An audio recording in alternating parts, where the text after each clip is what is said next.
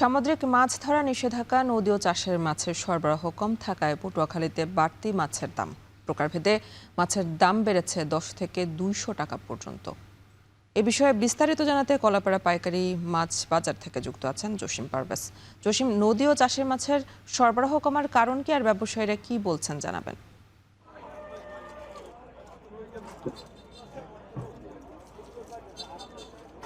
মাছের সরবরাহ কমার প্রধান কারণ আমরা এখানে এসে জানতে পেরেছি যে এখন কিন্তু শুষ্ক মৌসুম চলছে। এখন মাছের যে মৌসুমও শেষ, চাষাবাদে শেষ পর্যায়ে রয়েছে। আবার বর্ষা শুরু হলে নতুন করে চাষাবাদ শুরু হবে। আবার 6 মাস থেকে 3 মাসের মধ্যে আবার উৎপাদিত মাছ বাজারজাত হবে, এমনটি পরিস্থিতি আমরা জানতে পেরেছি এখানে। সে কারণেই কিন্তু চাষের মাছের সরবরাহ কম রয়েছে।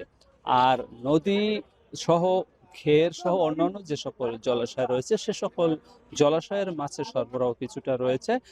সে কারণেই কিন্তু মাছের যে এই পাইকারি বাজারে মাছের যে চাহিদা রয়েছে, সেই চাহিদার তুলনায় সরবরাহ কম থাকায় মাছের দাম চড়া রয়েছে। তো আজকে এই পাইকারি নাসনাপাড়া মাছ বাজারে আমরা এসে দেখেছি যে ইলিশ মাছ আকার ভেদে প্রতি কেজি বিক্রি হচ্ছে 1000 থেকে 2200 টাকা। এতে প্রতি কেজিতে বেড়েছে গত সপ্তাহের ব্যবধানে 100 থেকে 200 টাকা পর্যন্ত। এছাড়া রুই মাছ বিক্রি হচ্ছে 300 টাকা প্রতি কেজি, কেজিতে বেড়েছে 20 টাকা। কাতল বিক্রি হচ্ছে 300 টাকা, এখানেও বেড়েছে প্রতি কেজিতে 20 টাকা। ফলি মাছ বিক্রি হচ্ছে 250 টাকা, কেজিতে বেড়েছে 20 টাকা।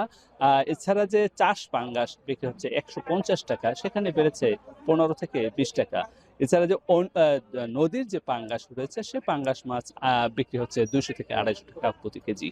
তেলাপিয়া বিক্রি হচ্ছে 120 থেকে 200 টাকা পর্যন্ত আকার ভেদে। এখানে প্রতি কেজিতে বেড়েছে 10 থেকে 20 টাকা। পোয়া মাছ বিক্রি হচ্ছে 150 থেকে 320 টাকা পর্যন্ত।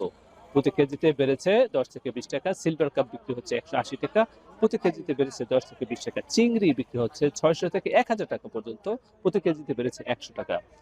এখানকার ব্যবসায়ীরা বলছেন যে মাছের সরবরাহ যদি বাড়ে তাহলে মাছের দাম কমবে। এ ছিল আমার কাছে সবশেষ।